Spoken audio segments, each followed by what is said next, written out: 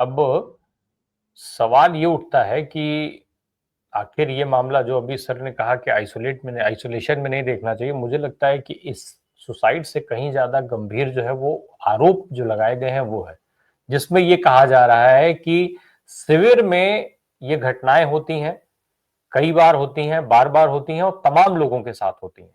वो आरोप बहुत गंभीर है। शशि सर, क्या लगता है कि आज संघ या संघ से जुड़े हुए लोग और साथ में सत्ताधारी दल जवाब देंगे इसका? और दूसरा, जो बात अभी अरुण सर कह रहे थे कि बहुत सारे प्राविधान तो हैं, वो तो ठीक है, लेकिन उस प्रावधान का फायदा क्या है? क्या आज पुलिस हो या जांच एजेंसी, कोई भी इस सच को उजागर करने की हैसियत में है? शशि सर। जी नमस्कार। देखिए, ये तो इतना गंभीर आरोप है, यद्यपि ये उजागर हो रहा है अब, लेकिन इस प्रकार की घटनाएं लगातार होती रही होंगी। और चूंकि जो संघ की शाखाएं हैं, वहाँ बच्चों को बुलाया जाता है, बच्चे आते हैं, छोटे छोटे बच्चे होते हैं, फिर धीरे धीरे वो नियमित शाखा में भी जाते हैं और फिर उसके बाद जो है वहाँ जो है काफी समय तक वो रहते हैं। तो इसका अर्थ ये होता है कि बच्चे तो कई बार चीजों को बताते नहीं है। बहुत कुछ बच्चों के साथ होता है। देखिए, बाल उत्पीड़न यहाँ बहुत कॉमन है हिंदुस्तान में, दुनिया में भी है, लेकिन मैं तो चूंकि अपने मुल्क की बात करूंगा, अपने देश की बात करूंगा, इसलिए ये जो मामला है उसको इस रूप में देखे जाने की आवश्यकता है। और हिंदुस्तान के बहुत सारे जगहों पे शाखाएं लगती हैं, हजारों की संख्या में शाखाएं लगती हैं। तो इसका अर्थ होता है कि इसकी बहुत गंभीर जांच की आवश्यकता है। यह मामला यद्यपि जिस प्रकार से सामने आया, और सुसाइड करना, अब देखिए कोई भी व्यक्ति सुसाइड तो सामान्य परिस्थिति में नहीं करता है। मानसिक दबाव इतना होता है, और कई बार ये होता है कि जीवन काल में वो सच्चाई को बता भी नहीं पाता है। एक अलग प्रकार का भय उसको होता है। और दूसरी बात जो है कि आत्महत्या के पूर्व कुछ नोट लिख करके और कुछ जिस प्रकार से भी वो एक प्रमाण देके जाता है, तो ये सिर्फ व्यक्ति का प्रमाण के रूप में नहीं देखा जाना चाहिए, क्योंकि यहाँ बहुत सारे बच्चे जो विभिन्न शाखाओं में जाते हैं, एक तरफ वो और दूसरी तरफ जो एक संगठित समूह है, ऑर्गेनाइजेशन है, आरएसएस एक ऑर्गेनाइजेशन है, और वो इस प्रकार की शाखाएं लगाता भी है, और इतनी कम उम्र के बच्चों को भी वहां वो स्वयंसेवक के रूप में उनको जो भी प्रशिक्षित करता है या दीक्षा देता है, वो अलग पूरी प्रक्रिया है। तो मुझे लगता है कि इस बात को पूरी गंभीरता के साथ जांच होनी चाहिए। और रही बात ये आरएसएस की तरफ से भी, और साथ ही साथ जो सत्ता पक्ष है, सरकार है या भारतीय जनता पार्टी है, उन्हें भी इसका जवाब खुल के देना चाहिए, क्योंकि ये किसी एक व्यक्ति और कुछ बच्चों का मामला नहीं है या कुछ युवाओं का मामला नहीं है। भाई आप जरा कल्पना कीजिए, इस प्रकार की घटनाएं अगर हो रही हैं तो इसको खुल करके सामने आना चाहिए कि इसकी जांच हो, और जांच होने के बाद जो है इसमें जो भी जांच हो और जो भी आरोप प्रमाणित होते हैं, तो उस कानून के अनुसार उसमें कार्रवाई भी होनी चाहिए। इसलिए इस बात को खुल करके कहने की भी आवश्यकता है, और पूरे समाज को इस पर बोलने की आवश्यकता है। हो सकता है संघ इस पर कोई भी प्रतिक्रिया व्यक्त ना करे, चुप्पी साध ले। और चुप्पी साधना को मैं मानता हूं कि अपराध में यदि आप चुप्पी साधते हैं, तो वो कहते हैं कि मौनम सहमति लक्षणम, ये मौन रहना यानी आप सहमत हैं, क्यों नहीं जवाब दे रहे हैं। उसी प्रकार से सरकार जवाब दे, सरकार की जिम्मेदारी, चाहे वो आरएसएस हो या कोई अन्य संगठन हो। भाई सरकार की जिम्मेदारी तो है कि जहां भी इस प्रकार की कोई भी घटनाएं लगातार हो रही है, इस प्रकार की घटनाएं होती हैं, बाल उत्पीड़न होता है या यौन शोषण होता है, तो उसके खिलाफ तुरंत सरकार की जिम्मेदारी है वो कार्रवाई करे। वो उसको नहीं देखना है कि वो किस संगठन का है या किस संगठन पर आरोप लगे हैं, ऐसा नहीं करना चाहिए। लेकिन चूंकि ऐसा हो रहा है इस देश में, कानून जो है वो अब जिसको कहते हैं ना कि लोकतंत्र में कानून का शासन होता है, विधि का शासन, रूल ऑफ लॉ होता है।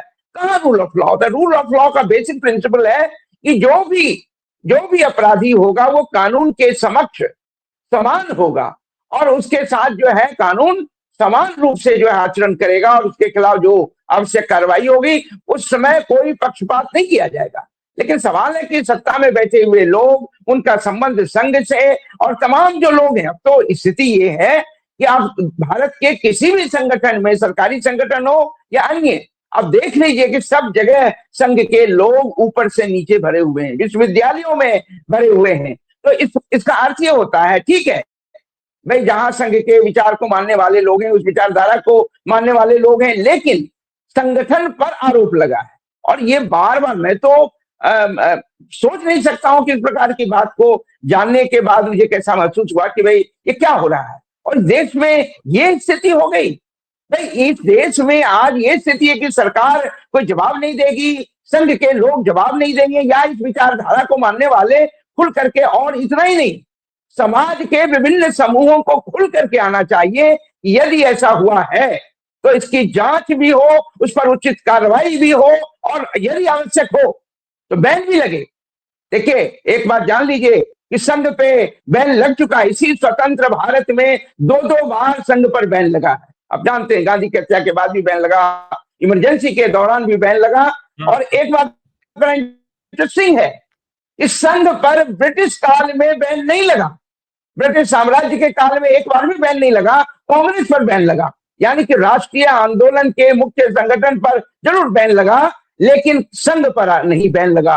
तो चलिए, ये तो एक अलग पॉलिटिकल सवाल है, मैं उस पॉलिटिकल सवाल में फिलहाल नहीं जाता हूं। लेकिन ये जो चिंता का विषय है कि युवाओं के साथ इस प्रकार का यौन उत्पीड़न अगर हो रहा है, तो ये बहुत गंभीर मुद्दा है। और मैं तो एक निवेदन करना चाहता हूं, इस देश के जो पेरेंट्स हैं, माँ बाप हैं, उनको चाहिए कि संघ में अपने बच्चों को भेजने के पूर्व वो सोचें, और अगर उनके बच्चे जा रहे हैं तो फौरन उनको रोकें। और रोकें ही नहीं, वो आसपास इन बातों को ध्यान में रखें, कैसी घटनाएं नहीं हो। क्योंकि अगर चुपके से पीछे से इस प्रकार की घटनाएं हो रही हैं, जो बार बार ये जो बातें कही हैं कई बार कई कैंपों में या कई लोगों के द्वारा, तो इसे एक आइसोलेशन की घटना ना मान करके इसे इस रूप में देखने की आवश्यकता है कि युवाओं के साथ। और देखिए, मैं बार बार कह रहा हूं, आखिर जो बाल उत्पीड़न के खिलाफ जो आपको कानून बनाने की आवश्यकता हुई, क्यों हुई?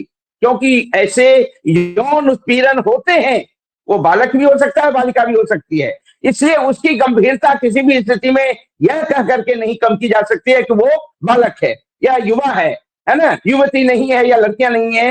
तो ये कोई आधार नहीं है। कानून जो है दोनों के प्रति उस आचरण को जो है स्वीकार करता है, और उस आचरण के खिलाफ कार्रवाई और उसके लिए सजा का प्रावधान है। तो मुझे लगता है कि दो तीन स्तरों पे एक सरकार तुरंत जवाब दे, दो संघ के लोग भी जवाब दें, क्योंकि 100 साल मनाने वाला संगठन अगर उस पर इस प्रकार के आरोप लग रहे हैं तो उसे जवाब देना चाहिए। उसकी नैतिकता भी ये होनी चाहिए कि ये आरोप जो लगे हैं और आवश्यक हो तो जहां भी इस प्रकार की घटनाएं हो रही हैं, वो उस पर जो है खुल करके सामने भी आए और उसके खिलाफ कार्रवाई के लिए स्वयं पुलिस से मांग करें। किस प्रकार की कार्रवाई पुलिस करे, ये उनका प्यूरिफिकेशन भी होगा। संगठन की जो अपनी प्योरिटी है उस पर भी सवाल है। तो ये भी, और दूसरा मैं बार बार कर रहा हूं कि इसके अतिरिक्त समाज, विभिन्न नागरिक संगठन, वो भी खुल के आए, और पेरेंट्स को सावधान हो जाना चाहिए कि जो उनके बच्चे संघ में जा रहे हैं वहां क्या कुछ हो रहा है, वो नजर भी रखें और रोकें अपने बच्चों को संघ में जाने। क्योंकि इस प्रकार के यौन उत्पीड़न की घटना तो अपनी जगह है ही, जो मानसिक रूप से प्रदूषण उनके दिमाग में फैलाया जाता है, अवैज्ञानिक दृष्टि भरी जाती है, और तमाम इतिहास के विषय में जो भ्रांतियां उनके दिमाग में भर दी जाती हैं, वो अंततः समाज में जो है एक प्रकार से प्रदूषण फैलाने वाली, यानी जिसको मैं वो प्रदूषण की बात कर रहा हूं जो प्रदूषण मानसिक स्तर पर फैलाया जाता है। मुझे लगता है पेरेंट्स को भी बहुत समझने की जरूरत है, और मैं तो खुल करके इसकी निंदा करता हूं कि संघ को जवाब देना चाहिए, सरकार को कार्रवाई करनी चाहिए, और पेरेंट्स भी खुल करके सामने आए। धन्यवाद।